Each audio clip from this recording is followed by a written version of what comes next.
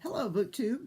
I'm Peg, and welcome to my channel. Well, I'm still discussing tomes today and reading them and thinking about them. What I'm going to read for the actual official Tome Tupple Challenge that starts a week from tomorrow on the 17th. And so I have some other things I'm thinking about today. First of all, I need to show you my tome necklace. In fact, I'm getting serious. This is Tome Girl, carrying her tomes around. This is what I look at the library these days. While we're on the subject of it, I know I wear a lot of kooky, unusual necklaces, but I think we have a little fashion statement, crazy fashion contest going on here on BookTube. If you know Adam from Memento Mori, he always wears the most unusual, interesting, I wouldn't say hats, but head dressing of some sort. And I can't wait to see what he comes up with for Thanksgiving. I know I've already got a turkey necklace planned out. So the game's on, Adam. Let's see who can be the weirdest on Thanksgiving. Okay. Today I was thinking about the challenge in the Tome Topple that says to read a tome that's part of a series. Now, there are many tomes in series that are science fiction and fantasy. But I was really trying to think of some that were actual literary fiction and had been published as a series. And I came up with a few I'm going to share with you today. The first one is probably the best known, called Wolf Hall. And this deals with Tudor England and Henry VIII and his problems. And that is actually centered around Thomas Cromwell through the years. And this one won the 2009 Booker Award. Now, the next in this series, Bring Up the Bodies,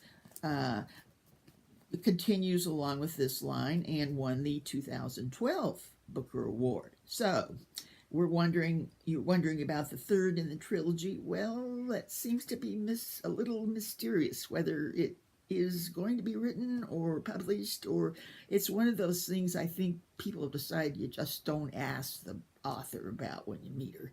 When's the third coming out? Okay, I have another series, actually a quartet of novels by A.S. Byatt, who wrote Possession, which won the Booker Award in 2002, I believe it was, and also was a movie. And she has written, as I said, a quartet dealing with the two sisters through the years in England and starting out post-war during the Queen Elizabeth's coronation. Much to do about it. And the first one in that is called The Virgin in the Garden, and I haven't gotten the other two, but the third in the series is called Babel Tower, which is definitely tome-sized. And actually, I'm up to this one in my reading of it, so this could be my series selection for that. Okay, next we have a book that has kind of an unusual history back on this side of the Atlantic, called Shadow Country by Peter Matheson. This deals with turn of the century Florida and is written kind of down in the swamps and some strange goings on there and lots of atmosphere. Of course, people have even compared it to Faulkner, but this one actually won the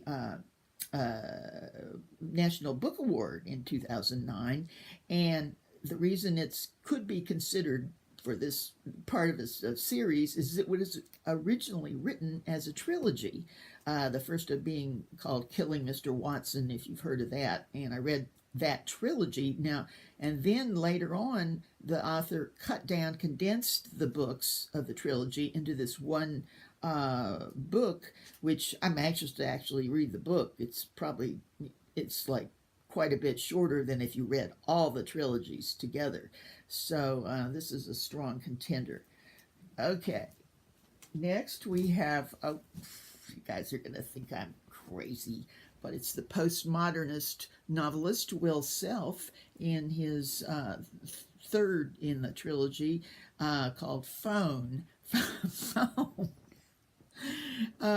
He has two before this. Actually, I'm reading this now for the Goldsmith prize, which is going to be awarded next month. This is for experimental literature, and he is kind of experimental, though I kind of enjoy that sort of thing, kind of trying to figure out what's going on there with the writing. The first in the series was called Umbrella, and it was actually shortlisted for the Man Booker several years ago when it came out. And then there's the second one's called Shark. So I guess you don't really have to read these really in series, though some of the characters are the same. So since I'm reading the third one, I might consider going back and reading one or the two of the others, since I like him so much for the challenge. Okay, and last but not least, we have a book I talked about last week during the Russian tome video, Children of the Arbat, which deals with a group of artists living in Russia during the Stalin years. And I thought it sounded quite interesting. And lo and behold, yesterday, as I was trying to think of series, I was contacted by Elena here on BookTube, who lives in Russia. And she made a comment that this is the start of a trilogy. So sure enough, I looked up on Amazon, and there was two used copies of the other two, which are called Fear and Dust and Ashes. So I put in an order for those. Anyway, but I really appreciate her contacting me. And if you don't know her, you really need to watch her channel. She's a delightful contribution to our worldwide group here on BookTube. And I'm going to link her channel below with the video that she put out reading my country, which was really quite interesting since her country is Russia. So, okay, there's a selection. I want to hope Sean is watching this, Sean the Book Maniac, because he made the comment that he wasn't going to do this part of the challenge because all tomes in series are genre fiction. So Sean, take a look at these. Okay, so that's it. I'll be back with more of my tome selections later. Bye.